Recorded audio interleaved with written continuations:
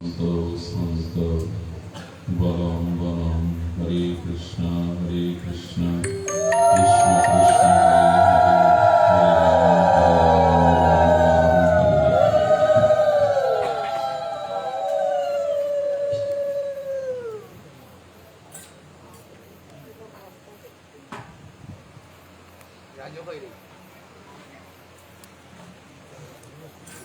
Okay. দাদা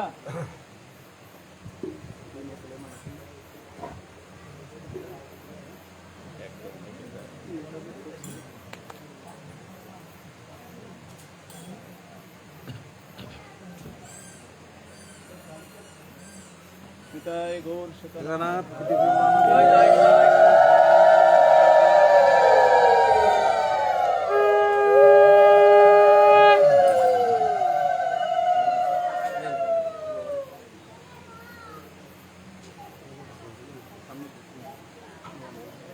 পিতায় গৌর সীতানাথ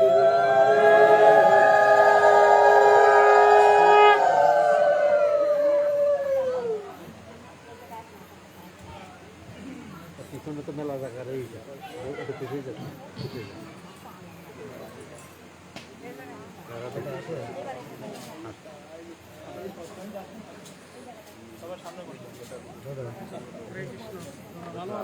হ্যাঁ করুনাই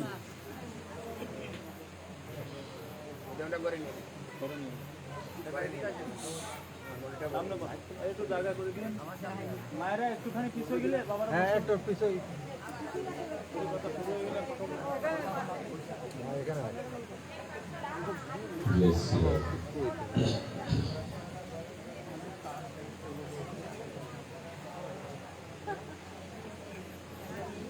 ভক্তি জ্ঞান বিরাগ গুপ্তা বিবেক বদ্ধতে মহান মায়া মম নিরাশস্য বৈষ্ণবে ক্রিয়তে কথম ইহ ঘোরে ফল প্রায় জীবস্য সুরতঙ্গত ক্লেশক্রান্তস্য তস্যৈব শোধন কিং পরায়ণম। কলিযুগ পাবন অবতার শ্রী শ্রীকৃষ্ণ চৈতন্য মহাপ্রভু প্রেম পরদত্ত সীমা রাসবিলাসের চরম পরিণতি প্রেম বিবর্ণ বিলাস শ্রীমূর্তি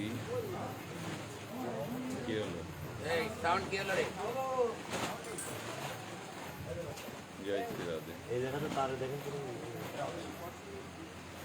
জয় শ্রী রাধে।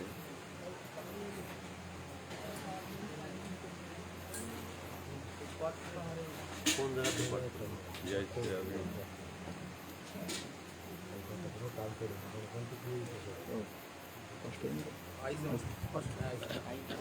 জয় শ্রী রাধে।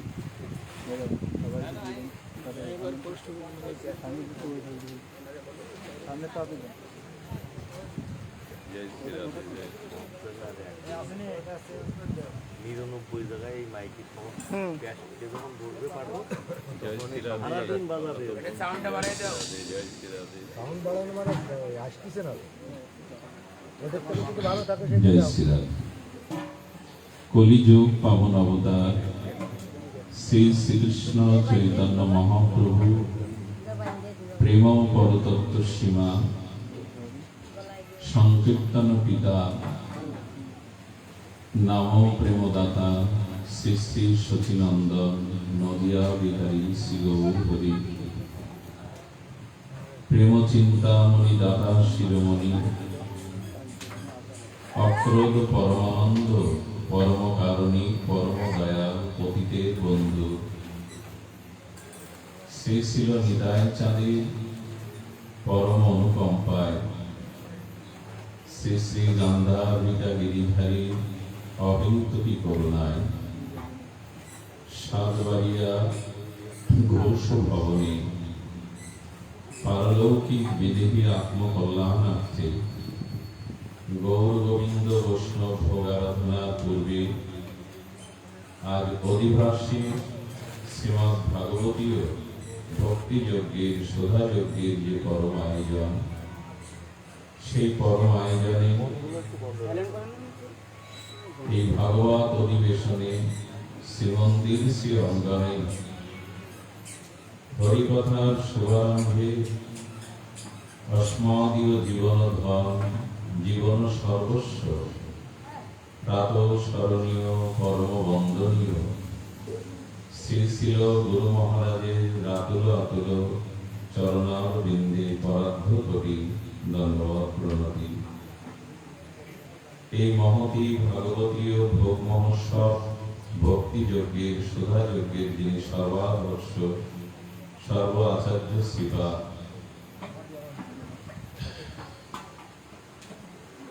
আমাদের পরম হিতৈষী পরম প্রবোজ্য আমার বন্ধুবর, তিনি অপরূপ গৌর কিশোর দাস বাবাজি শ্রী গুরু মহারাজের দিব্য নামে তার দিব্য অনুভূতিতে ভাগবতীয় প্রচারে অগ্রগণ্য ভূমিকা রেখে চলেছেন। তাকে হৃদয়ের অন্তঃস্থল থেকে পরম অভিনন্দন, শুভেচ্ছা, প্রণতি। তৎসহ সংকীর্তন রসজ্ঞ বিদ্বান ভাগবতীয় অনুরাগী মহাপ্রভুর প্রিয় বৈষ্ণবগণ, সাধুজন, শ্রদ্ধাশীলা ধর্মশীলা দেবীমূর্তি মাতৃগণ, সকল ভক্তচরণে সশ্রদ্ধ দণ্ডবৎ প্রণতি।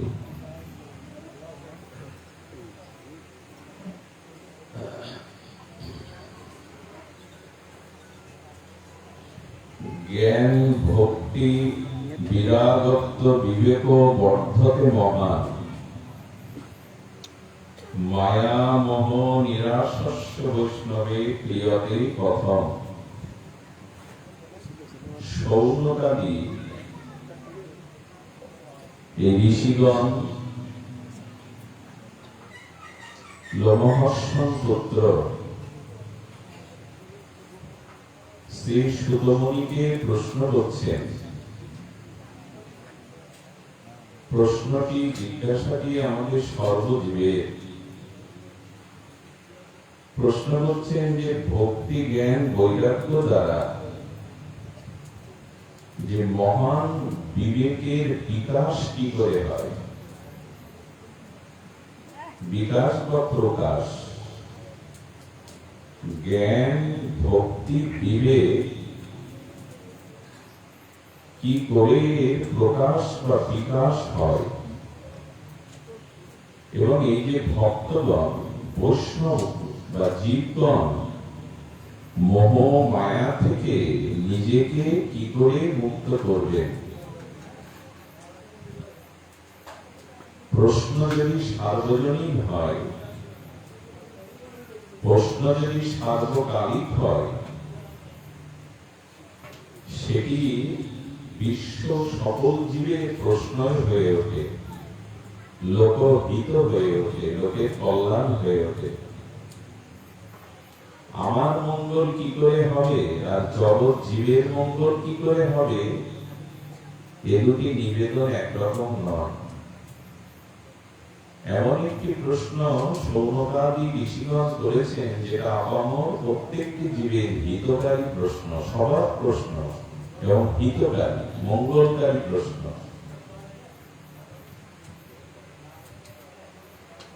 আমি গতকাল বলেছিলাম পৃথিবীতে ভিন্ন ভিন্ন প্রাণী রয়েছে, জীব রয়েছে, স্বভাবে চরিত্রে ক্রিয়াতে ভিন্ন ভিন্নতা রয়েছে, কিন্তু মানুষতর যত জীব আছে জগতে একটি স্বভাবে সবার সাথে মিল আছে। সেটি হলো প্রত্যেক জীবের ভয় আছে। এই সাউন্ডটা কমিয়ে দাও, কি করে এরা বলতে পারে? সাউন্ডটা কমিয়ে দাও আর কমিয়ে দাও, সাউন্ডটা ঠিক করে দেন, অ্যাডজাস্ট করে দেন। কমিয়ে দাও, আরো কমিয়ে দাও। জয় শ্রী রাধে। ঠিক আছে। প্রত্যেক জীবের মধ্যে ভয় আছে, আর প্রত্যেক জীব দুঃখ থেকে নিজেকে মুক্ত রাখতে চায়। পশু পাখি জন্তু জানোয়ার মানুষ যত প্রাণী আছে, এই বিষয়ে সকলের মিল আছে। প্রাণী বৈচিত্র্যে ভিন্নতা আছে, মানুষ পশুতে পার্থক্য আছে, কিন্তু এই বিষয়ে সকলের মিল আছে। সবাই নির্ভয় হতে চায়, ভয় চায় না, আর সবাই দুঃখ থেকে মুক্ত হতে চায়। আপনি মনুষ্যতর যত প্রাণী জীবজন্তু আছে, তাদের দিকে লাঠি নিয়ে, বন্দুক নিয়ে, আগুন নিয়ে ছুটে যাবেন, তারা দাঁড়িয়ে থাকে কি? বিড়াল, কুকুর, পশু প্রাণী কি করে তারা? এই বুদ্ধিটা ওদের কে দিয়েছে যে আমার বিপদ আসছে, আমার দুঃখ আসছে, আমি এখান থেকে পালাই? আছে না, এই বুদ্ধি ওদের দিয়েছে না? এই প্রত্যেক প্রাণীর মধ্যে একটি বিষয় মিল আছে। মানুষ বা জন্তু জানোয়ার যে বিপদকেও চায় না, নিজের দুঃখকেও চায় না। না চাইলেও তো এগুলি আসে, আর আমরা ভয় মুক্ত হতে পারিনি, নির্ভয় হতে পারিনি। আর আমাদের জীবনে দুঃখ তো দুঃখই। জন্মালাম ক্রন্দন করতে করতে, মরলাম কাঁদতে কাঁদতে, সংসারে ত্রিতাপ-দগ্ধিত জ্বালায় রোগ শোকে তো ক্রন্দন করলাম। এই দুঃখ এবং ভয়, এটি দূর করার উপায় কি? এবং প্রশ্নটি আরো গভীরে গিয়ে সুধর্মী বলছেন, সৌনকাদি ঋষিগণ বলছেন, ভক্তি, জ্ঞান, বৈরাগ্য দ্বারা আমাদের বিবেকের বিকাশ বা প্রকাশ কি করে হবে বা হতে হয়, আপনি কৃপা করে বলুন।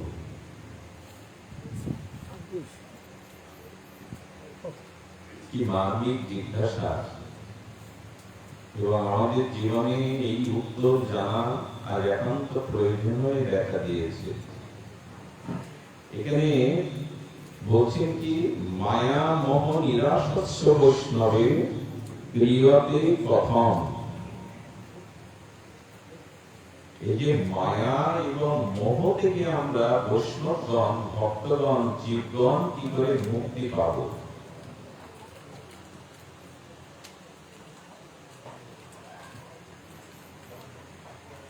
তো তদুত্তরে যেটি বলছেন, বিবেকের বিকাশ তখনই হবে আপনি যখন সৌভাগ্য উদয়ে সাধু সঙ্গ গ্রহণ করবেন। ভাগ্যোদয়েন বহুজন্ম সমর্জিতেন সৎসঙ্গ চলভ্যতে যৎপুরুষৈব। সুখদেব ভগবান বলছেন, বিবেকের উদয় তখনই হবে যখন বহু সৌভাগ্যক্রমে আপনি সাধু সঙ্গ লাভ করতে পারবেন। তবে সাধুর অনুভূতি যেমন, ভজন যেমন, জ্ঞান, বিবেক, বৈরাগ্য যেমন, তার সঙ্গ করলে ততটুকুই পাবেন। সকলেই সাধু, কিন্তু যে সাধুর অনুভূতি যেমন, তার সঙ্গ করলে আপনি ততটুকুই পাবেন, তার বেশি পাবেন না। রাধে। আপনার থেকে যিনি শতগুণ জ্ঞান, বিবেক, বৈরাগ্যবান, ভজনশীল, তার সঙ্গ করলে সোয়াসে রোগের মতো ওই সাধুর অনুভূতি আপনার মধ্যেও প্রবেশ করবে।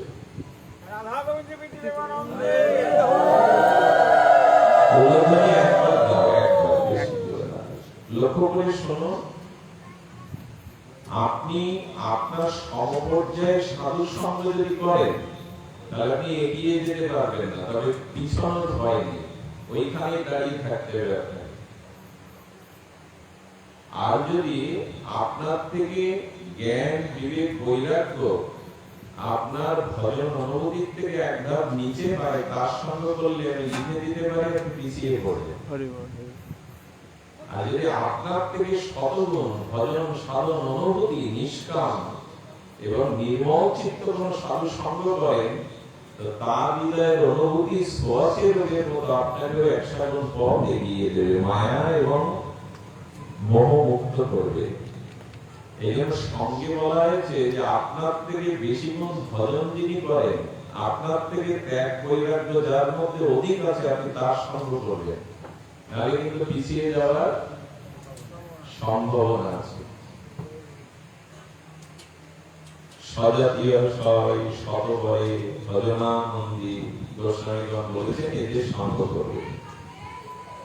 এই সাধু সঙ্গে বিবেক জাগবে।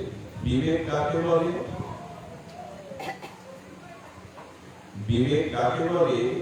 চিনি আর বালি একসাথে মেশিনে মেশা। এবার আমাদের কাছে দিয়ে বলুন চিনি বালি আলাদা করতে, আপনি আমি পারবো না, পিঁপড়ে পারবে। পারবে কিনা?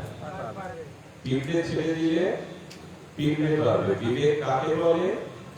সৎ এবং অসৎ একসাথে মেশানো এই জগৎ। এখানে সৎ আছে, অসৎ আছে। যারা পিঁপড়ের মতো বালি চিনির মধ্যে দিয়ে চিনিটাকে নিয়ে বালি রেখে দিতে পারে, এনারাই হলো বিবেকবান। কাম ক্রোধ লোভ এগুলি সাজানো আছে সংসারে, মেশানো আছে। সামনে আসুন। যদি এর থেকে আপনি সাতটা গ্রহণ করতে পারেন,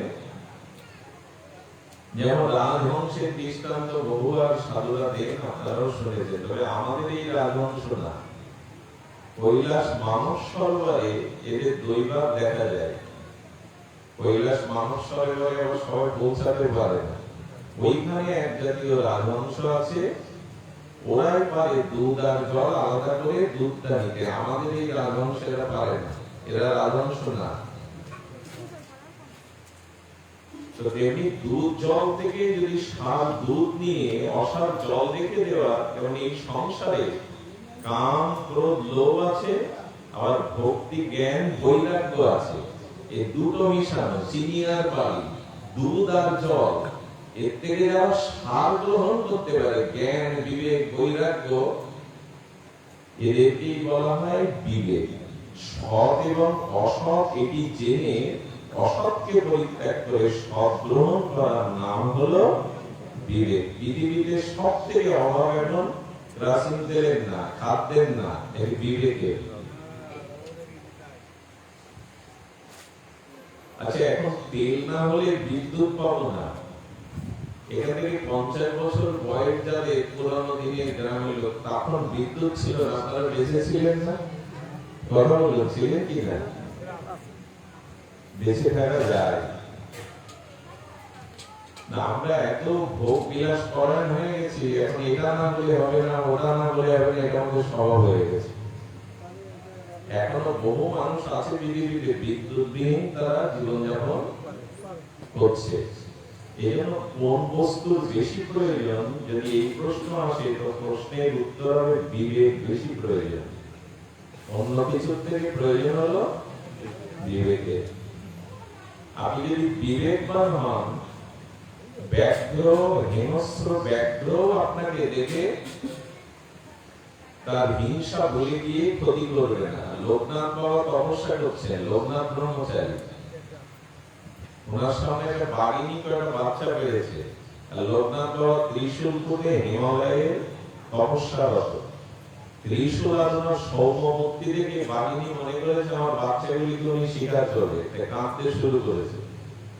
লোকনাথ বাবা উঠে গিয়ে ওর মাথায় হাত তোলাছে, ভয় নাই, তোর শাবক বাচ্চাগুলো আমার কাছে নিরাপদ। এরপর ওই বাঘিনী যতবার জঙ্গলে শিকার করতে যেত, লোকনাথ বাবার পায়ের কাছে তার বাচ্চাগুলিকে রেখে যেত। বিবেক যদি আপনার জাগে, অন্য প্রাণীর প্রতি যদি হিংসা না থাকে, তবে ব্যাঘ্র আপনার সাথে হিংসাহীন আচরণ করবে। এটা আমাদের মহাপ্রভুর চরিত্রে আছে। ঝাড়খণ্ড জঙ্গলে উনি বাঘকে, 7টা বাঘকে কৃষ্ণ প্রেম দিয়েছিলেন। বিবেকবান যদি কেউ হতে পারে তাহলে কি হয়, এখানে বলছেন ভক্তি জ্ঞান বৈরাগ্য দ্বারা লভ্য মহান বিবেকের বিকাশ কি করে হবে? সাধু সঙ্গ দ্বারা, হরি কথার দ্বারা বিবেক যেদিন জাগবে, এই বিবেক জাগলেই আপনি কি গ্রহণ করবেন? 3টে জিনিস ছাড়বেন, 3টে জিনিস গ্রহণ করবেন। আজও যদি তা না হয়, এতদিন সঙ্গ করে দীক্ষা শিক্ষা নিয়ে, তবে আমি নিজেকে ঠকিয়েছি, কপটতা করেছি। বিবেক জেগে উঠলে 3টে জিনিস আপনি গ্রহণ করবেন, আর 3টে পরিত্যাগ আসবে আপনার জীবনে, গ্রহণ আর ত্যাগ। গ্রহণ কি করবেন? বিবেক জাগলে গুরু কৃপায়, সাধু কৃপায় গ্রহণ আসবে ভক্তি জ্ঞান আর বৈরাগ্য, এটা আপনি গ্রহণ করবেন। আর ছাড়বেন কি? কাম ক্রোধ লোভ। এটা যদি না হয়ে থাকে, আপনার দীক্ষা শিক্ষা ভজন সাধন খুব এগোয়নি। নৌকা হাল আর ডাল বেয়েছে পিতা পুত্র, কিন্তু গ্রাফি তুলেনি বিধায় সারা রাত নৌকা বেয়ে দেখে যে সেই ঘাটেই নৌকা, গ্রাফিটা তুলেনি। তো 50 বছর দীক্ষা নিয়েছি, প্রতি অনুষ্ঠানে যাই, হম হম করি, কাঁদি, গড়াগড়ি দেই, কত তিলকমালা নিলাম, কত তীর্থে গেলাম, অথচ কাম ক্রোধ লোভের সংস্পর্শা নিয়ন্ত্রণ হয়নি। জ্ঞান ভক্তি বিবেক বৈরাগ্য জাগেনি। জানবেন, গ্রাফি পুঁতে আপনি নৌকা বেয়েছেন। এখন খুব তাত্ত্বিক আলোচনা যদি একটু করতে হয়, প্রশ্নটা করে বসেছেন প্রথমে সুতমুনি সমীপে সৌনকাদি ঋষিগণ নৈমিষারণ্যে এই প্রশ্ন করে বসেছেন। আমি বলছিলাম আমাদের প্রত্যেক প্রাণীর মধ্যে ভয় আছে আর দুঃখ আছে, এটাও দূর করা যায় কি করে? এই ভয় দুঃখ বিনাশ স্খলন পতন নরকগামী করে তোলে এই মোহ দ্বারা আমাদের কাম ক্রোধ লোভ। খুব ধ্যান দিয়ে শুনতে হবে, একটা কথাও যেন হৃদয়ের বাইরে না যায়।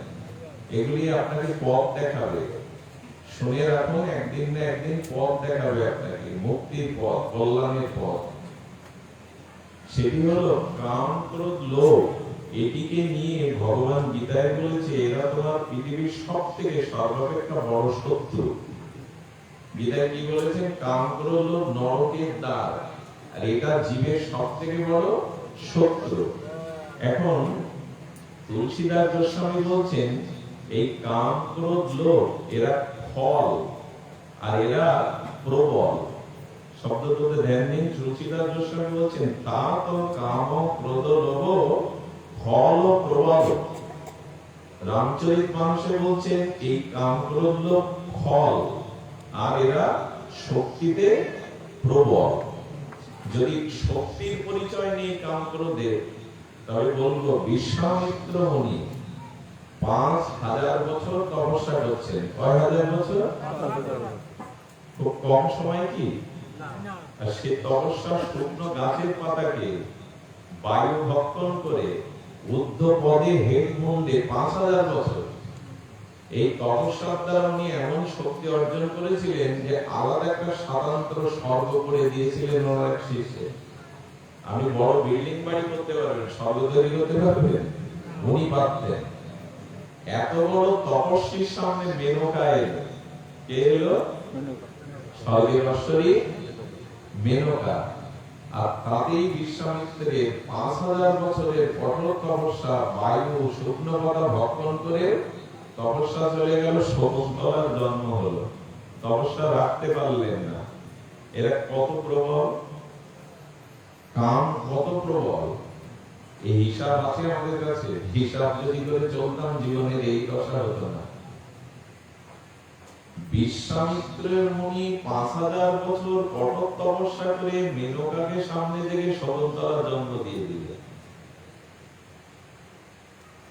আচ্ছা, আরো দৃষ্টান্ত দিন। উনি 5000 বছর, আর একজন জলের তলে 10000 বছর তপস্যা করেছেন। এনার নাম কি? সৌঘরী ঋষি। কোথায়? বৃন্দাবনে কালীর হ্রদের নিচে 10,000 বছর জলের তলে জপ ধ্যান করা যায় তো?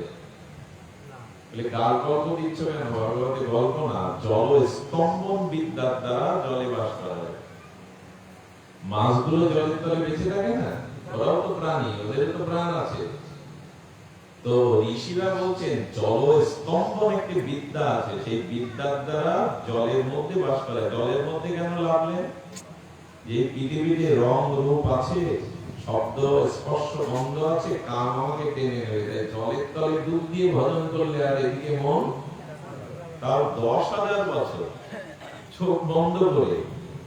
এরপরে যেদিন চোখ খুললেন সমাধি থেকে, সেদিন দুটো মাছের রমণ ক্রিয়া দেখেছিলেন।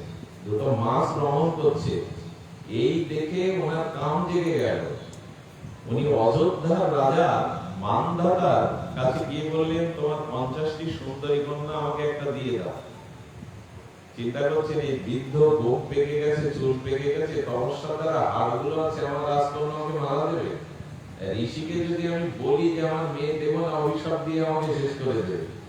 একটু কৌশল করে বললেন, আপনি ঘরে যান, আমার কন্যাকেও যদি আপনার ঘরে বরমালা দেয় তো আপনি তাকে গ্রহণ করবেন। ঋষি বললেন, খুব চালাকি করছো না, বুড়ো দেখে চুল পাকা দেখে মেয়ে মানে গলায় দেবে না বুড়ো বলে। উনি ওনার তপস্যার শক্তিতে অন্ধব্যের মতো রূপ ধরলেন, মানে মদন কামদেবের মতো, মানে 16 বছরের তেজময় দীপ্ত অপরূপ সুন্দর রূপ ধরলেন। সেই 50টি কন্যা তার রূপের মোহে মালা দিয়ে দিল। 10,000 বছর জলের তলে তপস্যার পরেও দুটো মাছের রমণ ক্রিয়া দেখে যে 50টি বিয়ে করে ভজন থেকে সরে যেতে পারে, সেই কাম কত বড় শত্রু এবং প্রবল, এর ধারণা আমাদের অনেকেরই নাই। এরা যে শত্রু, এটা আগে চিহ্ন করুন। দেখুন একটা কথা বলি, কাম ক্রোধ লোভ শত্রু এবং প্রবল শত্রু, অথচ এদেরকে আমরা মিত্র বা বন্ধু ভেবে ভেতরে বসে রেখেছি। সব থেকে বড় ক্ষতি করতে পারে কে? যাকে আপনি বিশ্বাস করেন সে যদি আপনার শত্রু হয়। বিশ্বাসী শত্রু যখন আপনার ঘরের ক্ষতি করতে পারে, বাইরে কেউ সিরাজদৌল্লার পতনের কারণে ঘরের শত্রু।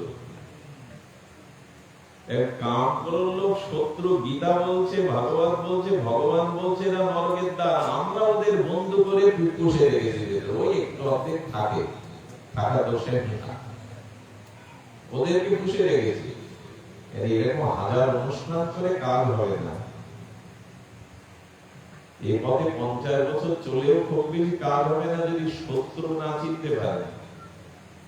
আচ্ছা, কাপড়ে ময়লা লাগে, ওইটা আবার আমরা পরিচ্ছন্ন করে সাবান সোডা দিয়ে ধুয়ে ফেলি, বারবার ময়লা হয়, বারবার ধৌত করি। এটা কতদিন চলবে? কাপড়ই তো একদিন নষ্ট হয়ে যাবে। শাস্ত্র বলছে কি, ময়লাটা যেখান থেকে লাগে ওটা আটকা, তাহলে বারবার ধুতে হবে না। যেখান থেকে ময়লাটা বারবার লাগে ওইখানে বারবার সাবধান থাকো, তাহলে ওই বারবার তোমাকে ধুতে হবে না। মনুষ্য জীবনটা নষ্ট হচ্ছে যে আমার প্রবল শত্রু ফল, ওই জায়গাটা চিহ্নিত করে আটকাও, তাহলে আর পতন হবে না, এমনি করে ধ্বংস হয়ে নরকে যেতে হবে।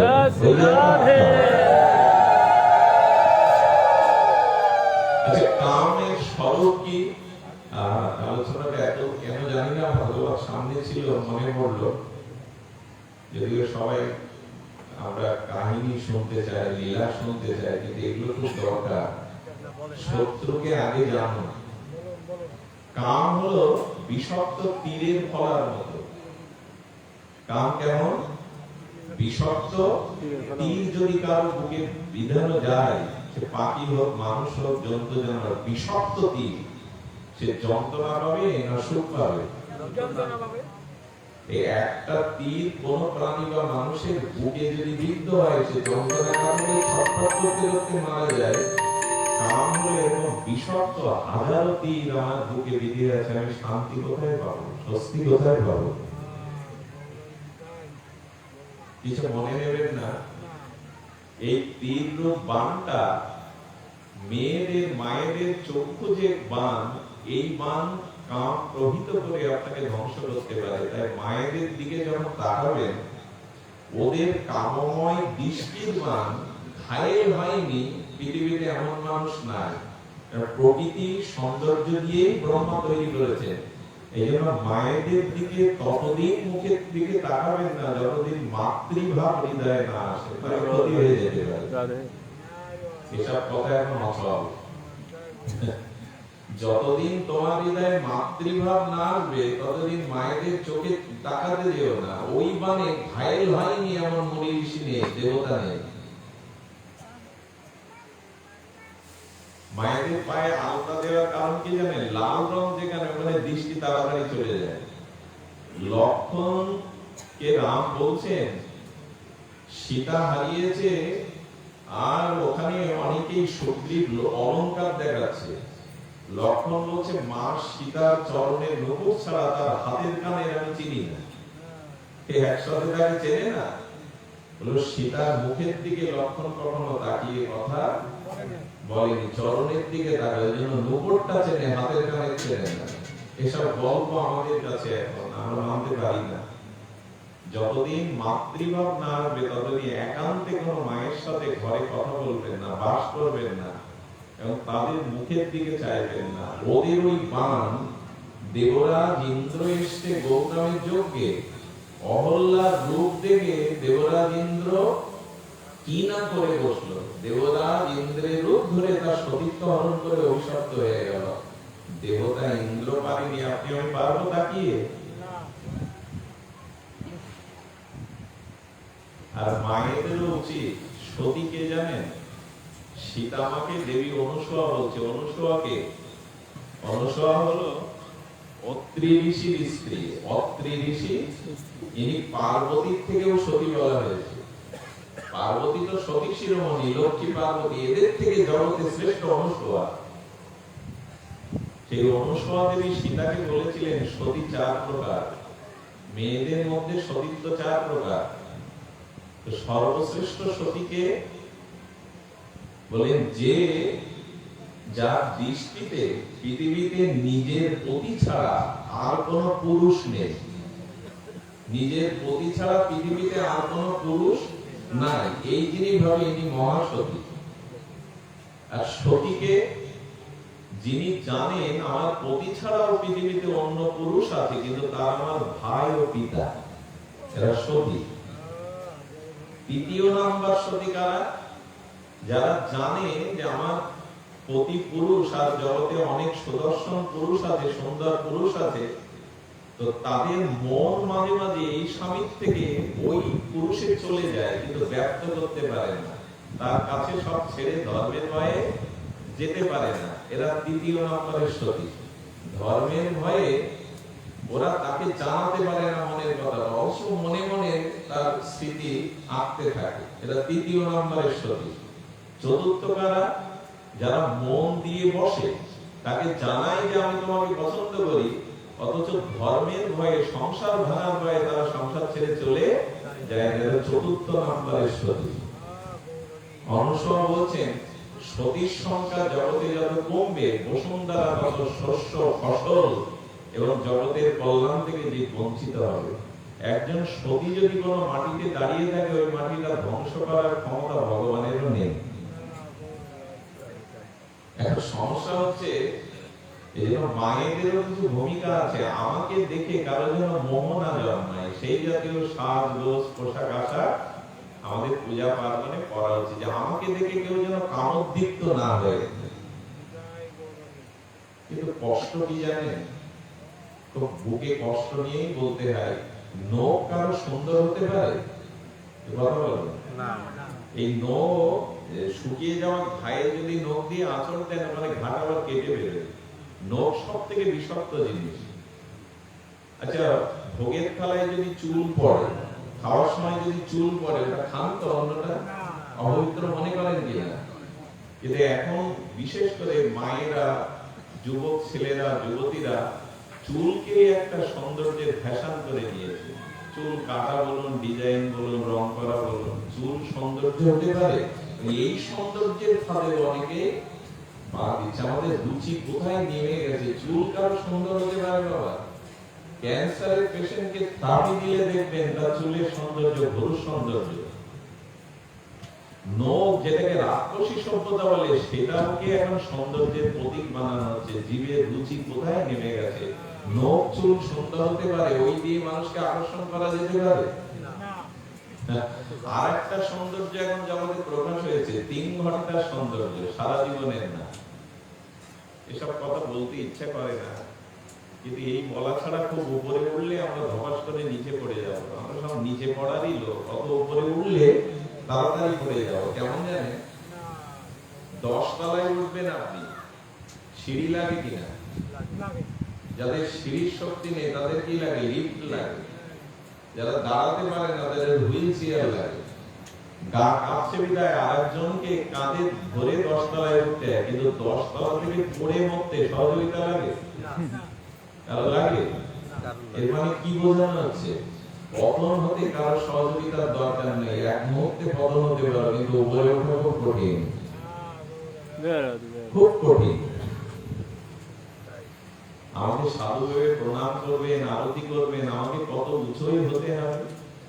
আমি এই ব্যাস আসনে বসে, ব্যাসপীঠে বসে আপনাদের উপদেশ দিচ্ছি, আমার চরিত্র কত উদ্যমী হতে হবে। উপরে ওঠা, আচ্ছা ডুবে মরার জন্য ট্রেনিং লাগে জলে, কিন্তু ভেসে থেকে সাঁতার কাটার জন্য ট্রেনিং লাগে। ডুবে মরার জন্য, পতন হওয়ার জন্য কারো লাগে না। ওই এক কাম ক্রোধ ভেতরে জাগলেই, অথচ সেই জিনিসে সতর্ক নেই আমাদের। দয়া করে 3 ঘন্টার সৌন্দর্য দরকার নেই, সৌন্দর্য গুণের মধ্যে থাকে, ভেতরে থাকে। 3 ঘন্টার সৌন্দর্য কোথায় পাওয়া যায়? বিউটি পার্লার 3-4 ঘন্টা থাকে ওই সৌন্দর্য, তারপর ভেতরের সৌন্দর্য জাগানো উচিত। সেটাই আমরা এখন বলছি। তাহলে কামের সাথে কিসের তুলনা হলো? বিষাক্ত তীর। ক্রোধের সাথে কি তুলনা করেছেন গোস্বামী? ক্রোধ হলো অন্ধকার, ক্রোধ হলো অন্ধকার, আবার ক্রোধ মানে আগুন। দুটো বিশেষণ দিয়েছেন, ক্রোধ হলো অগ্নি আর ক্রোধ হলো অন্ধকার। এই ঘরে, এই যে বাবাদের ঘরে এখন কারেন্ট অফ হয়ে গেল, এখন আলো নেই। আমাকে বলা হচ্ছে যে আপনি বাথরুমে যাবেন কি ঘরে যাবেন, আমি হোঁচট খাবো কিনা, আঘাত পাবো কিনা। এমনকি যাদের ঘর আলো না থাকলে তারাও হোঁচট খাবে। কাম, ক্রোধ কি করে? যার মধ্যে ক্রোধ জেগে ওঠে সে প্রতি বাকে বাকে প্রতি মুহূর্তে আঘাত পেতে থাকে। অন্ধকারে চলাটা যেমন বারবার পতন হতে হয়, আঘাত আসে, তেমনি ক্রোধ যার ভিতরে জেগে যায় তার ভিতরে জ্ঞান কাজ করে না। জ্ঞান কাজ না করলে সেখানে অজ্ঞান আসে, অজ্ঞান মানে অন্ধকার, বারবার সে হোঁচট খায়, বারবার সে আঘাতগ্রস্ত হয়। এদেরকে চিনুন। সাধন ভজনের গোড়ার কথা হলো এই কাম ক্রোধ লোভ, এদেরকে জানা, এদেরকে প্রতিহত করা। এই প্রশ্ন এখানে করেছেন, মায়া মোহ নিরাসচ্চ বৈষ্ণব ক্রিয়াতে কথম। হে মুনি, আপনি বলুন এই মায়া মোহ থেকে যে কাম ক্রোধ জীবে, এর থেকে বৈষ্ণবগণ জীবগণ কি করে নিষ্কৃতি পাবে, সে কথাই বলা হচ্ছে। এখন আজকাল ভাগবত মানে মিউজিক, গান বাজনার কিছু কাহিনী। ভাগবত এরকম না, ভাগবত দার্শনিক শাস্ত্র। ভাগবত হলো দার্শনিক শাস্ত্র, সর্ব বেদান্তের সার। ভাগবত শুধু কাহিনী না। এই শব্দগুলো খুব ধ্যান দিতে হবে। তাহলে ক্রোধকে কি বললাম আমরা? অন্ধকার। অন্ধকারে চলতে গেলে নিজের ঘরেও হোঁচট খেয়ে পড়তে হবে। কারণ ক্রোধী ব্যক্তি প্রতি মুহূর্তে জীবনে আঘাত পেতে থাকে, শেষ হতে থাকে। ক্রোধ আগে নিজেকে শেষ করে, তারপরে অন্যকে শেষ করে। ক্রোধ মানে আগুন। ক্রোধ মানে আগুনটা উনানে জ্বলছে রান্নার জন্য, ওই উনানের মধ্যে আগুন সীমাবদ্ধ রাখুন। যদি বাইরে ছড়িয়ে দেন মুহূর্তে আপনি আর ঘর সব পুড়বে। ক্রোধ যদি আপনার নিয়ন্ত্রণ না থাকে, আপনি পুড়বেন আর আশেপাশে যারা আছে ওরাও পুড়বে। ক্রোধ হলো অন্ধকার। কাম, ক্রোধ, লোভ,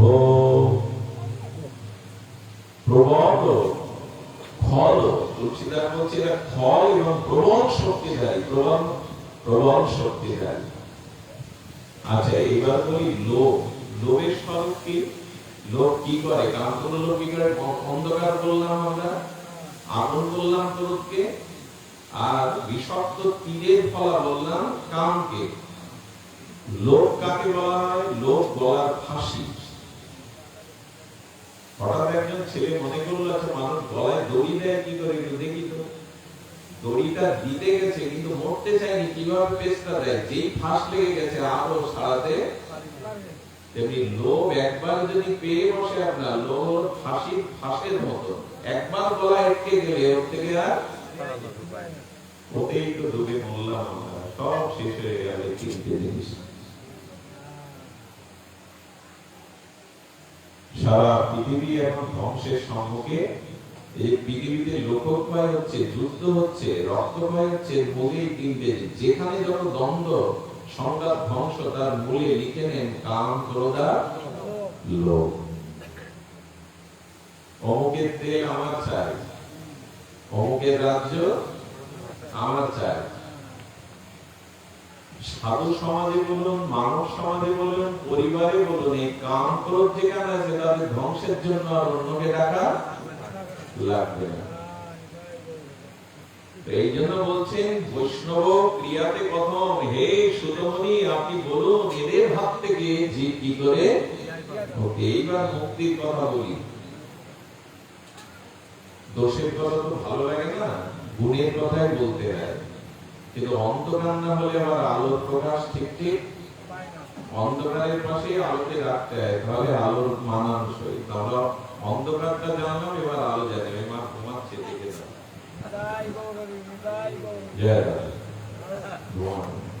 এখনই যদি ঘুমাও তো জাগবে কবে?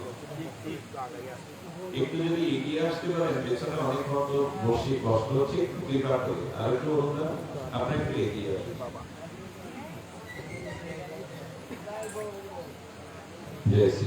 এদের থেকে মুক্তির উপায় শুনুন, তো মার্মিক কথা ধ্যান দিয়ে শুনুন।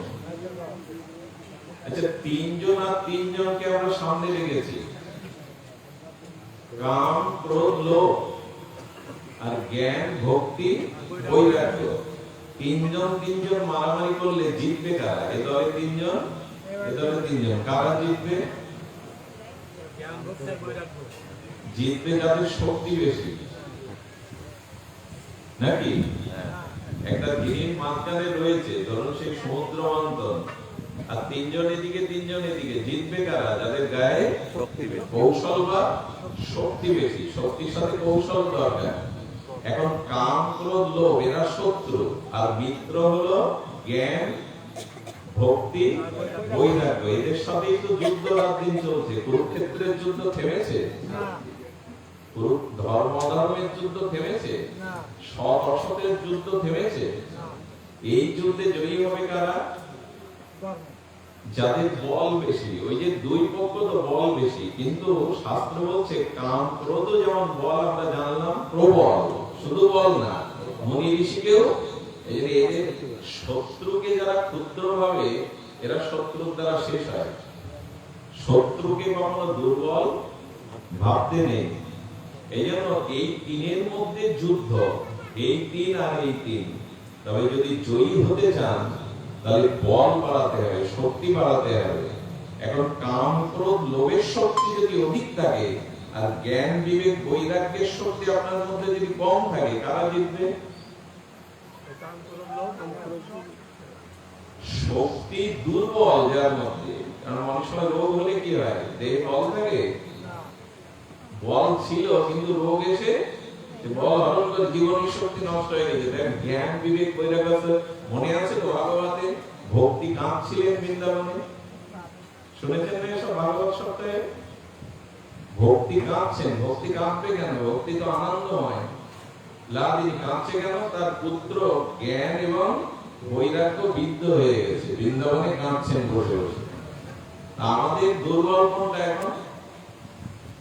ভক্তি, জ্ঞান, বৈরাগ্য। এখন আপনাদের না হলে আমার দুর্বল, আর প্রবল হলো কাম, ক্রোধ, লোভ। এই জন্য ওরা জিতে যাচ্ছে আর আমাকে শেষ করছে। এদের শক্তি বাড়াতে হবে, যার শক্তি বেশি সেই জিতবে। এখন এই শক্তিটা কি করে বাড়াতে হবে শোনো, জ্ঞান বিবেক বৈরাগ্য কি করে জাগবে, এরা ওদেরকে কি করে পরাস্ত করবে। আর এই মোহ মায়া এলো কোথা থেকে, এত দার্শনিক কথা না হৃদয়ে লিখে রাখি। দেখুন এই লোহাটা, এতে আগুন আছে কি, এই লোহার শলাকাটা, কিন্তু একে 1 ঘন্টা 2 ঘন্টা জ্বলন্ত অগ্নির মধ্যে তদার্থ করে রেখে দিন, তারপরে তুলুন, এর মধ্যে কি প্রবেশ করবে? ছিল কি আগে? জলের ধর্ম কি? শীতলতা। জল হলো শীতল, কিন্তু জলকে তপ্ত কড়াইতে পাত্রে অনেকক্ষণ আগুন দিয়ে বা গ্যাস দিয়ে ফোটালেন, জল শীতল হলো কি? তাপ ওর মধ্যে চলে গেল, তখন এই জলটাই কারো গায়ে দিয়ে পুড়ে মরবে, আগুনের কাজ করবে, অথচ জলের ধর্ম শীতলতা। তো ধ্যান দিন, তেমনি আমাদের এই শরীরটা হলো জড়, শরীরটা হলো জড়, আর আত্মা হলো চিন্ময়। এতে আগুন ছিল না, আগুনে প্রবেশ করানোর পরে ধীরে ধীরে এর মধ্যে আগুন প্রবেশ করেছে। যেমন আমার এই শরীরটা জড়, মাটি, জল, আগুন এইগুলি, কিন্তু এর মধ্যে যেমন আগুন প্রবেশ করে, জলের মধ্যে যেমন আগুন প্রবেশ করে, জলটা অগ্নিময় তাপময় হয়ে গেছে, তেমনি আমাদের এই জড় শরীরের মধ্যে আত্মার অনুপ্রবেশ ঘটেছে। আত্মা বোঝাতে পারলাম কি? জলের মধ্যে তাপ দেওয়ায় জলটাই শীতল ধর্ম, কিন্তু অগ্নিময় হয়ে গেছে। যেমন আমাদের শরীরটা জড়, জড় মানে চেতনা নেই, এর মধ্যে আত্মার প্রবেশ ঘটেছে। আত্মার প্রবেশ ঘটাতে এই জড় বস্তুটাও চিত এবং জড় একসাথে মিশে গেছে। কি করে বোঝায় বলুন তো? এই দেহ এবং আত্মা এই দুটি তো, দেহটা জড় আর আত্মা চেতন চিত। তো এই আত্মাতেই আনন্দ আছে, দেহের কোন অংশে আনন্দ নাই। এটা প্রমাণ দেই, কঠিন কথা কিন্তু সহজ করে বুঝতে হবে। আমি মারা গেলাম, কি আমার সুন্দরী রমণী স্ত্রী কারো মারা গেল, সেই স্ত্রীর নখ থেকে চুল অবধি সব আছে সাজানো, এক্ষুনি মারা গেছে, ওর কাছ থেকে আর কোন আমরা সেবা সুখ শান্তি পাবো? কিন্তু ওর নেই কি? ওর নখ থেকে সাজানো গোছানো চুল পর্যন্ত সেই শুয়ে আছে। এখন কোন স্বামীকে যদি বলা হয় ওর নখ থেকে চুল অবধি ও সেই তোমার স্ত্রী, আজকে রাতটা কি 1-2 দিন তুমি তোমার ঘরে তোমার শয্যায় ওকে রাখো। আমার জিজ্ঞাসা আপনাদের কাছে, আনন্দ চলে গেল, সম্বন্ধ চলে গেল, ভালোবাসা চলে গেল, ওতে থেকে আর আনন্দ পাবো? ওকে রাখতে চাইবো? তাহলে দেহ আনন্দ, আনন্দটা দেহে আছে না আত্মাতে আছে? কিন্তু আনন্দ খুঁজছি আমরা কোথায়? ভুলটা আমাদের, অভিশাপটা আমাদের এইখানে। যদি বলেন দেহে আনন্দ নাই, আছে, এর মধ্যে আগুন নাই, কিন্তু এর মধ্যে ঢুকলে কেন আগুনের মধ্যে রাখা হয়েছিল? তেমনি আত্মাটা দেহের মধ্যে প্রবেশ করাতে আত্মা সচ্চিত আনন্দময় চিন্ময়, ওই ঢুকেছে বিদায় কিছুটা চোখে মুখে রসে আনন্দ আছে, কিন্তু ওই আনন্দটা দেহের না। আচ্ছা লক্ষ্য করুন তো, জলটা তাপ দিয়ে অগ্নি হয়ে গেল, মানে তাপ হয়ে গেল, ওইটা কতক্ষণ থাকবে? জাল বন্ধ করে দিলে আবার শীতল হবে কিনা জলটা? ওর ধর্মেও ফিরে আসবে কিনা? আগুনটা থেকে তুলে নিলে, আগুন আর জলকে আর তাপ দিচ্ছে না, আগুন বন্ধ করে দিলে জলটা আবার শীতলতায় ফিরে আসবে কিনা? লোহাটা রেখে দিলেন, ওর মধ্যে যে আগুন লেগেছিল 5 ঘন্টা পরে 4 ঘন্টা পরে এটা আবার পূর্বের ধর্মে ফিরে আসবে কিনা? ঠিক তদুপরি আমাদের মধ্যে আত্মা আছে, তাই আনন্দটা কিঞ্চিত দেহের মধ্যে প্রবেশ করেছে, কিন্তু দেহে যে আনন্দ নাই সেটা আত্মা চলে গেলে আমরা বুঝি। তখন আর কেউ কারো প্রিয় থাকে না, তাকে পুড়িয়ে দেওয়ার ব্যবস্থা করি তাড়াতাড়ি। আচ্ছা একটা শিশু পুত্র মারা গেল, মেডিসিন দিয়ে ওকে 500 বছর কাছে ঘরে রাখা যায়, নষ্ট হবে না। রাখে না কেন মানুষ? কারণ ও আর বাড়বে না, বাবা মা বলে ডাকবে না, ও আর যুবক হবে না, কিশোর হবে না, সংসার করতে পারবে না, ওই থেকে যাবে কাছের ঘরের মধ্যে, বরং চোখে দেখলে আরো দুঃখ বাড়বে। এই জন্য তো মানুষ রাখে না। তাহলে আনন্দ, এক কথায় আমরা সহজ করে বুঝি, আনন্দ শরীরে না আত্মায়? কিন্তু আমরা আনন্দ কোথায় খুঁজি? আত্মাতে না শরীরে? এটা আমাদের মোহ না জ্ঞান? এইখানে কুড়াল মারুন। যদি মাপতে পারেন গুরুদেবের কৃপায়, তবে জানলে আপনি সঠিক পথে উঠেছেন, নাহলে আপনি আমি ভুল পথেরই যাত্রী। দেহ সুখ যাদের আছে, এরা কখনো পরমাত্মার সুখ, ভগবান সুখ পেতে পারে না। দেহাবেশ যাদের আছে, পরমাত্মাতে যাদের আবেশ নেই ভগবান, এরা এখনো পশু স্তরে।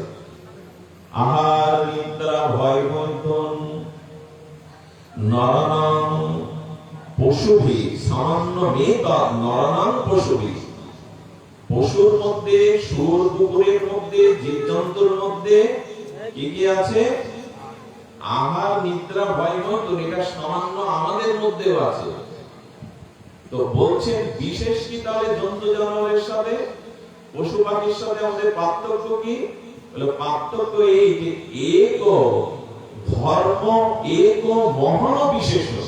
আর পশু পাখির মধ্যে যেমন এই চারটি জিনিস আছে, আহার নিদ্রা ভয় বন্ধন, ওটা সামান্য আকারে আমাদের মধ্যেও আছে। তবে পশুতে মানুষের পার্থক্য কি, বিশেষত্ব কি? মানুষ জ্ঞান বিবেক বৈরাগ্য ধর্মের দ্বারা গ্রহণ করে, এই জন্য সে পশু থেকে আলাদা। যদি সে বিবেকের দ্বারা জ্ঞান বিবেক নিজেকে ধারণ না করে, তবে ধর্ম হীনাবি পশুবি সমান, তাতে আর পশুতে কোনো পার্থক্য নাই। অনুরোধ করে একটা কথা বলি, আমি যে আচরণ করি তাতে আমার সামনে যদি কোনো পশুকে গালি দেন, তুই পশু, পশু প্রতিবাদ করবে। আমরা মানুষের মতো অত বাজে কাজ করি না, আমাকে কেন কলঙ্ক দিচ্ছ? এরপরে বলবে ওরা মানুষ যা শুরু করেছে। এদের পশুরা লজ্জা পেয়ে প্রতিবাদ করবে, আমাদের গালি, আমাদের উপাধি দিয়ে ওকে গালি দিচ্ছে কেন? একটা দৃষ্টান্ত দেই, দেখুন তো। শুয়োর, কুকুর, বাঘ, বাঘিনী, সিংহী তাদের গর্ভের বাচ্চা নষ্ট করে? করে কেউ? মানুষ আলট্রাসাউন্ড করে দিকে অনেক অনেক জীবাণু ভ্রূণ হত্যা করে। এদেরকে পশু বললে পশুরা লজ্জা পাবে না?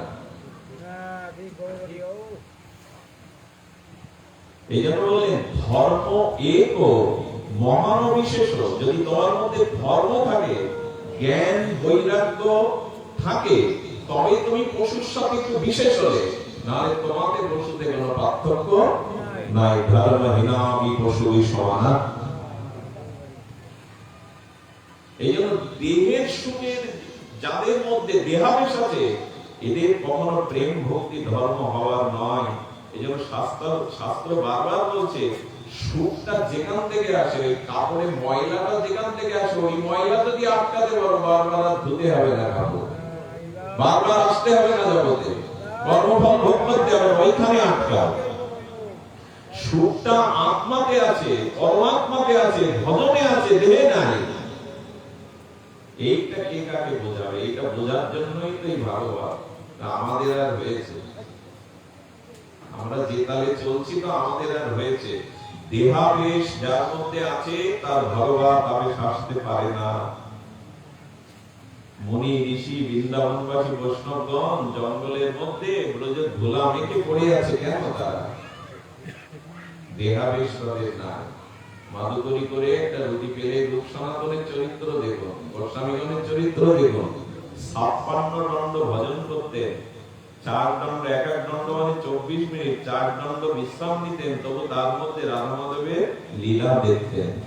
আমাদের মতো বাঘের স্বপ্ন, আগুনের স্বপ্ন দেখতেন না।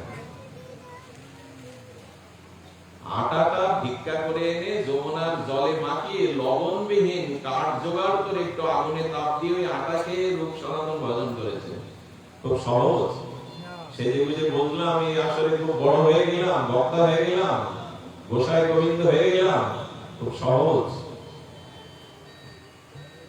এই জন্য নিয়ন্ত্রণটা দেহের সুখটা বাদ দিন, দেহেতে সুখ নাই, আত্মাতেই সুখের আধার। এই টিউব আছে, বাল্ব আছে, পাওয়ার হাউস থেকে বন্ধ করে দিয়ে সুইচ দিলে ওই বাল্ব খাটানো থাকলে আলো পাবে? আত্মাটাই সুখ, অথচ তার দিকে আমাদের দৃষ্টি।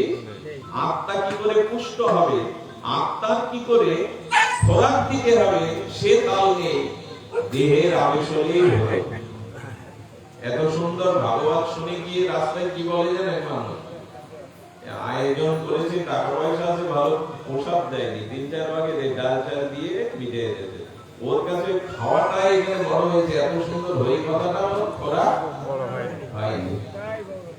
এত বড় লোক ডেকে ডেকে শুধু খিচুড়ি দিয়ে দিল, এই নিতে এসেছে আর এই বলতে এসেছে।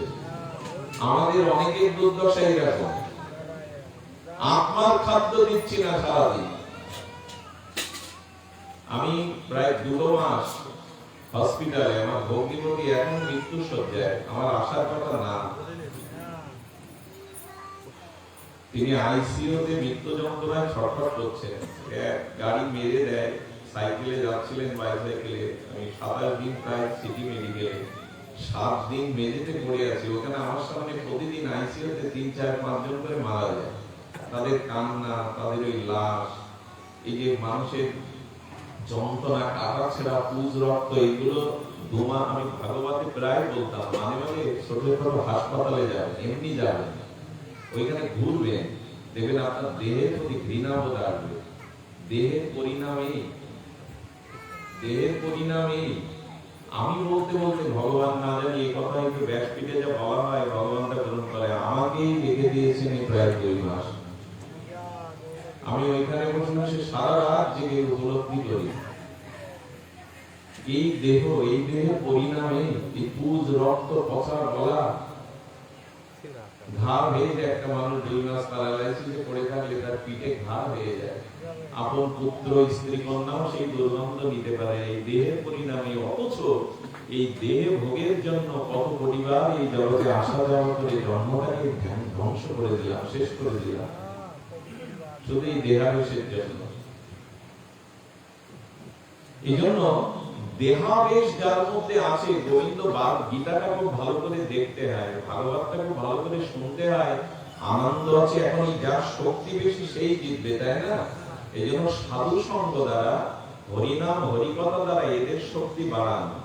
নারদ যেমন ভাগবতের দ্বারা জ্ঞান বৈরাগ্যকে যুবক করে দিয়েছিলেন, এদের শক্তি বাড়ান। যত সাধু সঙ্গ করবেন, যত হরিনাম নিষ্কপটে জপ করবেন, লোক দেখানোর জন্য না, ভেতরে ভেতরে যত আপনার বিবেক বৈরাগ্য জাগবে, এদের শক্তি যখন বাড়বে, 3 জন ভক্তি, জ্ঞান, বৈরাগ্য আর কাম, ক্রোধ, লোভ, এক পাল্লা ভারী হলে আরেক পাল্লা নিচে নিয়ে যাবে। তো আপনার জ্ঞান, বৈরাগ্য এবং ভক্তি যত বাড়বে, এদের শক্তি যত বাড়বে, তত কাম, ক্রোধ, লোভ, এদের শক্তি।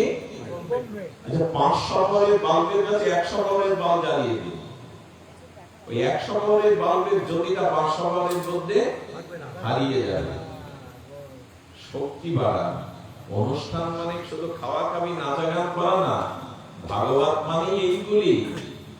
কীর্তন করতে হবে, আনন্দ করতে হবে, কিন্তু এই সার অংশগুলো হৃদয়ে নিতে হবে, যে আমার কবে ভক্তি, জ্ঞান, বৈরাগ্য বৃদ্ধি পাবে, আর ওদের দ্বারা আমি কাম, ক্রোধকে পরাস্ত করতে পারবো, ওদের দ্বারা। এই জন্য শাস্ত্র বলছে দেহে আনন্দটা উপলব্ধি করছি কেন? কারণ আত্মাটা দেহের মধ্যে, জড়ের মধ্যে প্রবেশ করেছে বলে বুঝতে পারছি, অথচ আনন্দটা আসছে ওখানে। সংসারে আনন্দ নাই। সংসার যারা করছেন, একজন উঠে দাঁড়িয়ে আমার সামনে বলুন, সংসারে আমার কোনো দুঃখ নাই, আমি আপনার চরণ সেবা করবো সারা জীবন। একজন উঠে দাঁড়িয়ে বলুন, ধনী, মানি, জ্ঞানী, পণ্ডিত, চাকরিজীবী, যে সংসারে আমার কোনো দুঃখ নেই।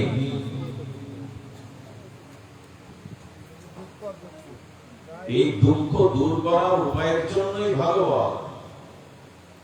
এই দুঃখ আপনাকে আর পোহাতে হবে না। গোবিন্দ বলছেন, ইহকালে পরকালে আমি তোমায় শাশ্বত শান্তি দেব, তমেইব শরণাং গচ্ছ সর্বভাবেন ভারত।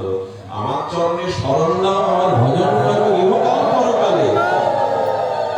আচ্ছা, তার মানে কি দাঁড়ালো? গোবিন্দ চরণে শরণ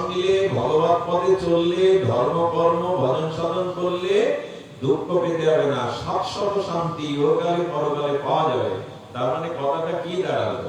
যারা গোবিন্দ চরণে আশ্রয় করে ভজন করছে তাদের রোগ শোক বিপদ আসে না, তাই এটা ভেবে নিলেন খবরদার না নেবেন না, বরঞ্চ এদের বেশি আসে। যারা ভগবত পথে চলে খোঁজ করে দেখুন, আপনি লক্ষ্য করবেন যারা ফেন্সিডিল খায়, যারা অনেক নেশা করে, তারা গাড়ি নিয়ে এনজয় করে সুস্থ শরীরে রাজপুত্রের মতো ঘুরে বেড়াচ্ছে, অথচ বৃন্দাবনে 32 বছর ধরে গিরিরাজ পরিক্রমা করছে। কয় বছর? 32 বছর। 3 বার 2 বার চৈতন্য বাবা তার চরণে একটা হাড় সরু হয়ে গেছে এবং উঠতেই পারে না, 32 বছর গিরিরাজ পরিক্রমা করছে। মুরারি মোহন দাস বাবাজি মহারাজ এমন অদ্বিতীয় বৈষ্ণব সেবার মধ্যে জগতে আসেনি, অথচ উনি কিডনির শেষে ওনার দেহের অংশগুলো পচে যেতে লাগলো। এতটা রোগ কেন তাদের? রামকৃষ্ণ দেবের গলায় ক্যান্সার হবে কেন বলুন? মার সাথে যে কথা বলে মাকে খাওয়ায়, সাধুদের বৃন্দাবনে যান সব সাধুদেরই লোক। আমার মনে প্রশ্ন জেগেছিল কেন, এই প্রশ্ন আমি তাদের কাছেও করেছিলাম। প্রেমানন্দ বাবার কাছে রাষ্ট্রপতিও যাচ্ছেন এখন, বিরাট কোহলির মতো অনুষ্কার মতো মানুষ যদি গলায় তুলসীর মালা নিয়ে তিলক নিয়ে সাষ্টাঙ্গে প্রণাম করে, তবে সে বাবা সাধারণ না, প্রেমানন্দ বাবা। তার দুটো কিডনি অচল, অথচ তিনি সচল হলেও কি হবে? কষ্ট কম হয়? একটা কিডনি ডায়ালিসিস করতে 4 ঘন্টা সময় লাগে, জানে? সে যন্ত্রণার শেষ নেই, ওনাকে তো পেতে হয় সেই যন্ত্রণাটা। কেন? রাষ্ট্রপতিও যার চরণ দর্শনের জন্য যাচ্ছে। কেন জানে? সাধুদের রোগ ব্যাধি বেশি, এদের দুঃখ যন্ত্রণা বেশি। তার কারণ শুনুন, তার কারণ হলো এই প্রারব্ধ। আমাদের জীবনে যা আছে প্রারব্ধ, সেই প্রারব্ধটা ভোগের দ্বারা ক্ষয় না হলে আমরা ভগবানের কাছে ফিরে যেতে। প্রারব্ধ যতদিন আছে ততদিন আপনাকে বারবার শরীর ধারণ করেই জগতে আসতে হবে। প্রারব্ধ শেষ তো আপনার মুক্তি। আমরা জগতে এসেছি কেন? ওই কর্ম ভোগের জন্য। এখানে মোটরসাইকেলের চাবি রেখে চলে গেছেন রাস্তায়, আবার আসতে হবে কিনা? প্রয়োজনীয় জিনিস ফেলে গিয়ে আবার আসতে হয় না? যে কর্ম করি আমরা সৎ অসৎ, ওই কর্মের ফল ভোগের জন্য আমাদের বারবার আসতে হয়, প্রারব্ধের জন্য। গোবিন্দ কি বলে? যে আমার চরণে শরণ নেয়, যে আমার ভক্ত হয়, তাকে এই জন্মে আমি অনন্ত জন্মের প্রারব্ধ রোগ শোকের দ্বারা ভুগিয়ে আর যাতে আমার কাছে থেকে ফিরে না যেতে হয়, বারবার জন্ম মৃত্যু চক্রে না আসতে হয়, তার প্রারব্ধটা আমি ভুগিয়ে দিই।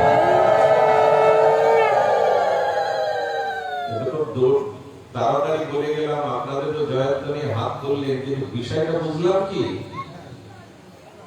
আচ্ছা, লোহা খাঁটি করার জন্য কেউ অ্যাসিডে পোড়ায় না সোনা পোড়ায়? কেন? সোনা হলো উন্নত ধাতু, ওকে পুড়িয়ে খাঁটি করতে হয়, লোহা খাঁটি করা। দেখুন ভগবান বলছে প্রারব্ধ কি জিনিস। আমাদের শ্যামাচরণ লাহিড়ী যাচ্ছে, ত্রিকালজ্ঞ মহাযোগী শ্যামাচরণ লাহিড়ী পশ্চিমবাংলায়। উনি যাচ্ছেন, ওনার এক শিষ্যকে বলছেন এই কাপড়টা ছিঁড়ে দুটো খণ্ড করে পিঠে রাখ, কাঁধে রাখ। করেছেন 5 মিনিট আগে। উনি এক দোতলা বাড়ির সামনে দাঁড়িয়েছেন, দাঁড়ালেন যে বলে একটা কাজ বাকি আছে, দাঁড়া। 3 মিনিট পর ওপর থেকে একটা ইট ছুড়ে মারলো, ইটে ওনার পা ফাল হয়ে গেল, বলে ওই কাপড় দিয়ে বাঁধার পরে শিষ্য বলছে, বাহ, কাপড় আগে ছিঁড়তে বলেছেন মানে এই কাজে লাগবে আপনি জানতেন। আর এইখানে 5 মিনিট দাঁড়ালেন যাতে ইটটা আপনার পায়ে পড়ে, এড়িয়ে তো যেতে পারতেন। উনি ত্রিকালজ্ঞ যোগী শ্যামাচরণ লাহিড়ী বললেন, এটা আমার পূর্বজন্মে প্রারব্ধ ভোগ, এইটা আমি ভুগে নিলাম, এইটা যদি না ভুগি এর জন্য আমাকে আবার জন্ম নিতে হবে, আবার আসতে হবে, কিন্তু ভোগ করতে হবে।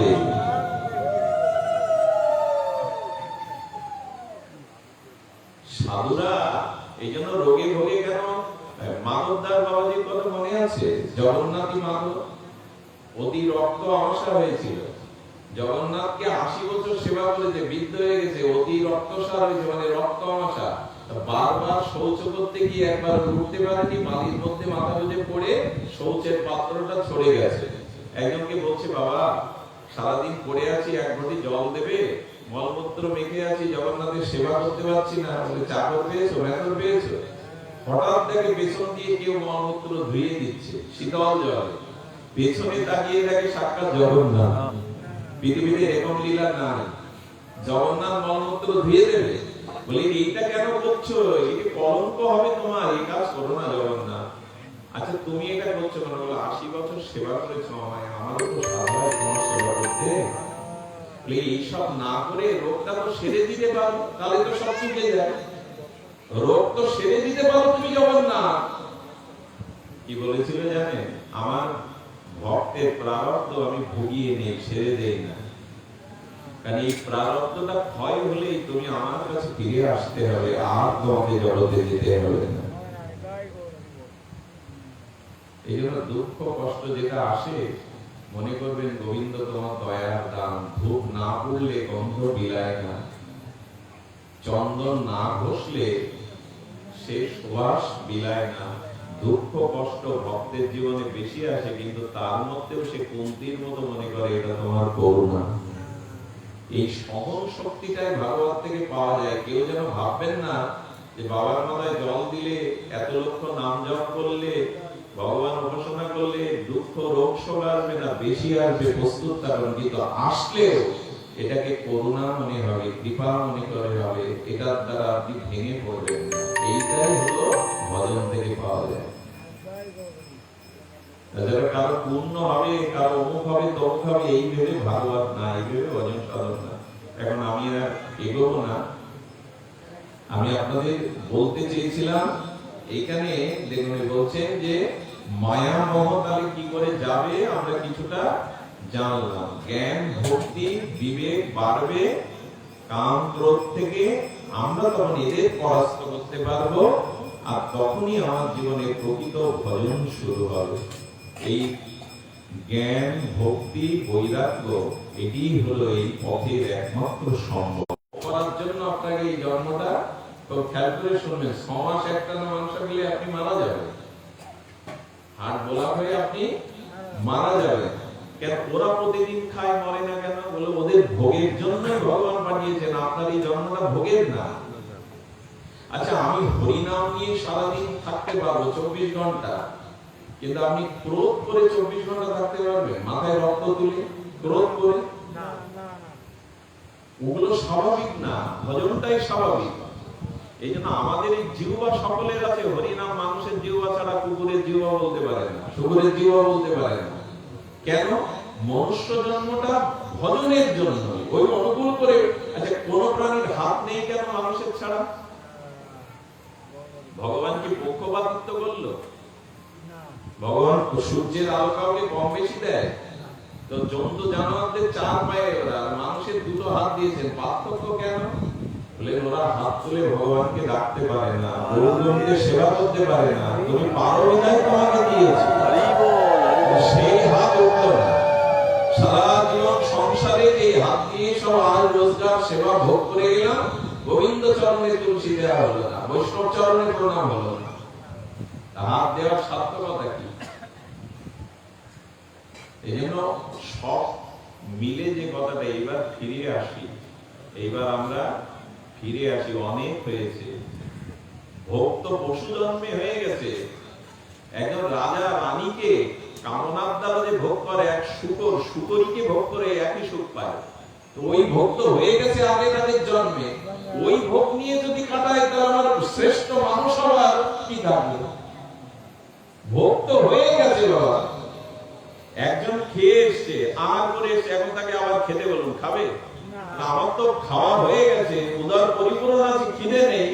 তো কুকুর শুকর 84 লক্ষ যদি ভোগ করে এসছে, কেউ বাধা দেয়নি, সেই ভোগ তো হয়ে গেছে। এখনো যদি ওই ভোগটাকে, তাহলে মানুষ হওয়ার, সবার উপরে মানুষ শ্রেষ্ঠ, সেই শ্রেষ্ঠত্বের পরিচয় কি? যদি ওই ভোগই থাকবে, ওটা তো হয়েই গেছে। আসুন ফিরে আসি। ফিরে আসা যাবে কি করে? এটা বলেই পাঠ বিশ্রাম রাখছি। ইহ ঘরে কল প্রয়াস জীবস্য সুরতঙ্গতা। ভাগবতে এই হলো মহিমা। ক্লেশ কান্তস্য তস্যৈব সদনং কিং করায়না। আপনি বলুন, ওই জীবের মানুষগুলো সব রাক্ষস হয়ে গেছে, অসুর হয়ে গেছে, ভোগাক্রান্ত হয়ে গেছে। আমি বলছি না, সৌনকমণি প্রশ্ন করছেন সুতমণির, যে বলছেন এই ঘোর পরিকালে প্রায় মানুষ আসরিক স্বভাব হয়ে গেছে। আসরিক স্বভাব মানে কি জানেন? আমি একাই ভালো থাকবো, একাই আমি সুখে থাকবো, আর সব গোল্লাই যাক, আর সব ধ্বংস হয়ে যাবে। ভোগ সব আমার, সম্মান সব আমার, সুখ সব আমার, আর সব ধ্বংস হয়ে যাবে। আর এটা যখন না পাবো তখন ছল কপটতা করে ছিনিয়ে নেবো, তাতে তোমার ক্ষতি হয়, সর্বনাশ হয়। এগুলো আসরিক স্বভাব। তো বলছে প্রায়শ সকল কলির জীব আসরিক ভাবপন্ন হয়ে গেছে। পৃথিবীর দিকে তাকিয়ে দেখুন, তাই চলছে এখন, অসুরের নৃত্য চলছে চারিদিকে। পৃথিবী আর এই দুর্দশা কেন? এই আসরিক ফল প্রায়শ জীবস্য সুরতাঙ্গতা ক্লেশ ক্লান্তস্য তস্যৈব সদনং কিং পরায়ণম। এখন বলছেন এই স্বভাব ক্লিষ্ট, এই নানাবিধ আসরিক ভাবাবিষ্ট জীবের কল্যাণ বা নিস্তার উদ্ধার কি করে পাবে, আপনি তাই বলুন। এখন এই উত্তরটাই দিয়ে আমি রাখছি। বন্ধু প্রভা আছেন, উনি আপনাদের আস্বাদন, উনি আপনাদের পরিচিত হোক। আমি খুব পরিচিত না, এদিকে আমি কম আসি, কানাচে কানাচে মধ্যের মতো পড়ে রয়েছে বিষয়ই। উনি পরিচিত মুখ, উনি আপনাদের শোনাবেন। তো আপনাদের আমি ছোট্ট করে উপায়টা বলে বিশ্রাম করি। উপায়টা হলো কি, ন হতন্ন শিবমন্তা বিসিত সংসিতা বিহ বাসুদেবে ভক্তি যোগে ভগবতী। আর কি বলছেন? শ্রোতব্য কীর্তিতব্য স্মাতব্য ইচ্ছত অভয়ম। ওগো মণিগণ, জগৎকে এই বার্তা জানিয়ে দিন, যদি এই আসরিক ভাব হতে, কাম ক্রোধ লোভ হতে জীবের নিষ্কৃতি বা নিস্তার পেয়ে জ্ঞান ভক্তি বৈরাগ্যের সমন্বিত দ্বারা প্রেম ভক্তি জীব লাভ করে নিজের মনুষ্য জীবনকে ধন্য করতে পারে, উপায় মাত্র তিনটি। এক, সাধু সঙ্গে হরিকথা শ্রবণ, হরির নাম সংকীর্তন, আর মনে মনে ভগবানের লীলা স্মরণ। শ্রবণ, কীর্তন, স্মরণ, এই হলো পথ। আজও আগুন নিভাতে গিয়ে জল দিতে হয় নাকি? আজও আগুন নিভাতে গেলে এই ত্রিতাপ জ্বালাময়, ভোগময়, অভিশপ্তময় সংসারে এই ত্রিতাপ নিভাবার, কর্মফল মিটাবার একমাত্র উপায় এই তিনটি ধারা।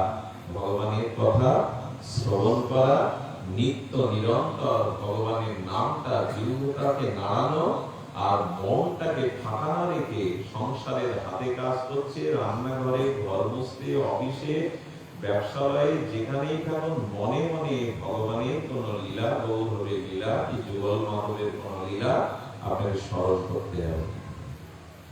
এই হলো শিব পন্থা। শিব মানে মঙ্গল পন্থা, এই হলো জীবের কল্যাণ পন্থা। শ্রবণ করুন, তবে সাধুমুখে শ্রবণ করুন। হরিকথা শ্রবণ করতে হবে সাধুমুখে। দেখুন শ্রেষ্ঠ বক্তা কে জানেন? যার মধ্যে তিনটি সমন্বয় আছে। ওই যে জ্ঞান ভক্তি বৈরাগ্য, যার মধ্যে তিনটি প্রকার, তিনি ভগবত বক্তা। আমার মতো মাদিক সজীবের মুখে আপনাদের কিছু হবে না, শুনে ভালো লাগবে, মাথা নেড়ে বলবেন বাহ কতগুলো তো মিষ্টি আছে, যুক্তি আছে, বেশ বুঝিয়ে দিল, কাজে লাগবে না। কারণ যার নেই সে দেবে কি করে? আমাকে এই পিলারের সাথে বাঁধুন আসতে বেশতে, আর বন্ধুকে এখানে বাঁধুন, এবার আমাকে বলুন ওর বাঁধন খুলে দিতে সম্ভব?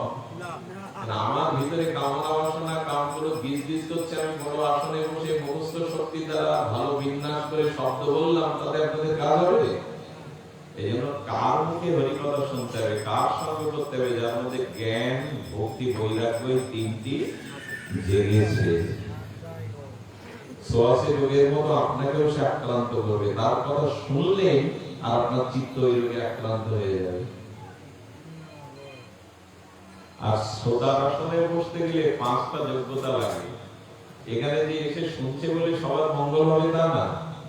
পাত্র যদি ছিদ্র থাকে তো অমৃত দিলে কি হবে?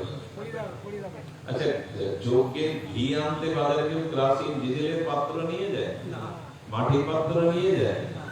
তো শ্রোতা হতে গেলেও তাকে কয়েকটা যোগ্যতা থাকতে হবে। বক্তারও যেমন যোগ্যতা প্রয়োজন, শ্রোতারও যোগ্যতার প্রয়োজন। সেই যোগ্যতা 5টি। পরীক্ষিত মহারাজ শ্রেষ্ঠ শ্রোতা। কেন? ওনার মাকে মাতৃশুদ্ধি ছিল না। এক জন্মে সবাইকে হরিকথাতে রুচি হয় না, হরিনামে রুচি হয় না। ওনার মা ছিল উত্তরা।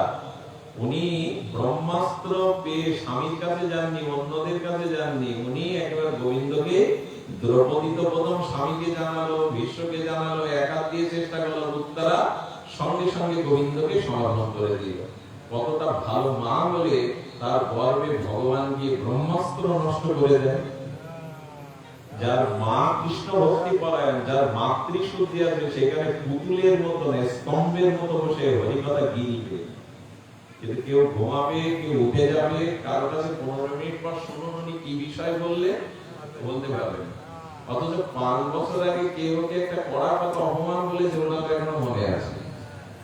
এটা কেন জানেন? মাতৃশুদ্ধি না হলে হরিকথাতে রুচি হয় না। উত্তরণার মা পিতৃশুদ্ধি, পিতৃ অভিমন্যু পুত্র। অভিমন্যু সাধারণ নয়। আরেকটা জিনিস বলি, অন্ন শুদ্ধি না হলে হরিনামে হরিকথাতে রুচি আসবে না। কি শুদ্ধি? যে টাকা আয় করি তা যদি অবৈধ হয়, লোক ঠকানো হয়, ওই অর্থ দিয়ে যে অন্ন খাবেন, তাদের ধর্মবুদ্ধি, ভজন বুদ্ধি জাগবে না, হ্রাস পাবে। তার প্রমাণ বিশ্বদেব। 100 জন্মে উনি কোনো পাপ করেননি। কয় জন্মে? যৌবনে যারা পাপ না করে এরা মহাপুরুষ। যৌবনে পাপটা বেশি হয়, পুণ্য বেশি হয়, পাপও বেশি হয়। বিশ্বদেব বললেন আমি যৌবনে কোনো পাপ করিনি। সেই বিশ্বদেবকে দ্রৌপদী বলেছিলেন ধর্মোপদেশ আপনি দেবেন না, আপনার মুখে মানায় না। সরস্বতীর শুয়ে যখন ধর্মোপদেশ দিচ্ছিলেন, বলছিলেন আপনার ধর্মবুদ্ধি কোথায় ছিল? আমার মতো কুলবধূ বস্ত্রহরণ হচ্ছে, দুর্যোধনকে আপনি এক হুঙ্কার দিলে সে অস্তিত্ব সংকটে পড়ে, আর আপনি মুখ বুঝে আমার বস্ত্রহরণ দেখলেন, আপনি আমার ধর্মোপদেশ দিচ্ছেন। সেদিন কোথায় ছিল আমার ধর্মোপদেশ?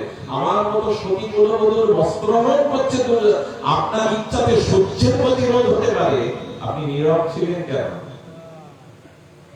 উত্তর কি আসলো জানেন? দুর্যোধনের পাপের পয়সা আর অন্ন খেয়েছিলাম, এই জন্য আমার বিবেক কাজ করেনি। আয়ের উৎসটা যদি সৎ না হয়, তাহলে জানবেন আপনি ভেবে গেছেন যতই বলি রুচি আসবে না হরিনামে, হরিকথাতে। কটা শুদ্ধি হলো? পিতৃশুদ্ধি, মাতৃশুদ্ধি, অন্ন শুদ্ধি। আর একটা হলো আত্মশুদ্ধি। অর্থাৎ আত্মাকে, জীবাত্মাকে শোধন করবার জন্য যদি হরিকথাকে শোধনের মনে করেন। শোধন কেমন? আচ্ছা, কাপড় ময়লার উপর ডিটারজেন্ট সাবান দিলেন, জল প্রয়োগ করলেন না, পরিষ্কার হবে কি? সাবান ঘষুন কাপড়ের উপরে, জল দেবেন না। তেমনি হরিকথা শুনতে এসেছি কেন? আমার জন্ম জন্মান্তরের এই পাপময় হৃদয়কে শোধন করবো বলে। তাই জল যেমন প্রয়োজন, তেমন অনুরাগের সহিত চোখের জলে হৃদয়ের শ্রদ্ধা ভক্তি দিয়ে যারা হরিকথা নিজের পরিবর্তন সংশোধনের জন্য আত্মশুদ্ধির চিন্তা নিয়ে শোনে, এদেরই হরিকথা কাজ করে। পিতৃশুদ্ধি, মাতৃশুদ্ধি, অন্ন শুদ্ধি, আত্মশুদ্ধি, আর হলো পরিবেশ শুদ্ধি। গঙ্গা তীরে বসে ঋষিদের মাঝখানে বসে শুনছেন উনি। যেখানে হরিকথার পরিবেশ তৈরি হবে, এই 5টা শুদ্ধি দ্বারা শ্রোতার জ্ঞান, বিবেক, বৈরাগ্য বাড়ে। শ্রবণ করুন আর অনুরোধ করি যাওয়ার বেলায় জিভটা নাড়ান, জিহ্বাটা নাড়ান। আর কিছু করতে হবে না, কোনো কিছুই করতে হবে না। মহাপ্রভু শরৎদামোদরকে বলছেন, শোনো শরৎ রাম রায়, নাম সংকীর্তন করো পরম উপায়। পরম উপায় বলেছেন, সাধারণ উপায় বলেন। এই নামের মধ্যেই সব সাধন ভজন মহাপ্রভু শব্দ সাধন তত্ত্ব যা কিছু সম্বল, হরি নাম সংকীর্তনে মিলাল সকল। এই জন্য জিভটা নাড়ান। ঘর মুছছেন, রান্না করছেন, সাইকেল চালিয়ে বাজারে যাচ্ছেন, অফিসে বসে আছেন, কাজ নেই, জিভটা নাড়ান। হরে কৃষ্ণ বলতে বলতে জিভটা নাড়ান। এই কীর্তন হলো। আর মনে মনে কুচিন্তা কুভাবনা গুলো আসলে ওর মধ্যে ভগবানের চিন্তা দিয়ে দিন। মহাপ্রভু ষোলধানী গঙ্গার তীরে গোধূলি বেলায় যাচ্ছে, ওনার হাতটা আজানো, এগুলো দেখুন মনে মনে, মনে মনে দেখুন। মহাপ্রভুর আকার পরিশ্রিত নয়ন আর তপ্ত কাঞ্চন বর্ণ। মহাপ্রভু চলেছেন মৃদঙ্গ খোল সহকারে নবদ্বীপের সুরধনী গঙ্গা। এই দৃশ্যগুলো মনে মনে স্মরণ করবেন, রাধা মাধবের নিত্য রূপ চরণ স্মরণ করবেন। শ্রবণ কীর্তন স্মরণের দ্বারাই জ্ঞান ভক্তি বৈরাগ্য জাগবে। আর এইটুকু। এরপরে আমাদের অপরূপ কিশোর মহারাজজি তিনি আস্বাদন করবেন, আশীর্বাদ করবেন। যাকে রেখে এসছে এখনই ছুটে যেতে হবে, আইসিএ মানুষটা চলে গেলে ভালো হয়, কি চাপে ভালো হয়, রাধারানী যেন তাই করেন, একটু আশীর্বাদ করবেন। তিনি যাদের পিতার উদ্দেশ্যে আজকের এই অনুসরণ ভাই দুটো দেখছিলাম, খুব শ্রদ্ধা ওদের বাড়ির পরিবারে, ওদের জন্য আশীর্বাদ করবেন। ওদের পিতা যেন ভগবান ধাম প্রাপ্ত হয়। পূর্বে যারা প্রয়াত হয়েছেন সবার কল্যাণ। জয় শ্রী গুরু প্রেমানন্দে হরি বল। এখন আসছে অপূর্ব কিশোর তার কণ্ঠে আপনারা ভালোবাসো। দাদা দেখি।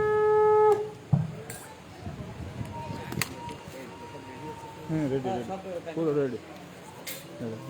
দুটো এগুলো তাড়াতাড়ি এই জায়গায় নিয়ে আসো।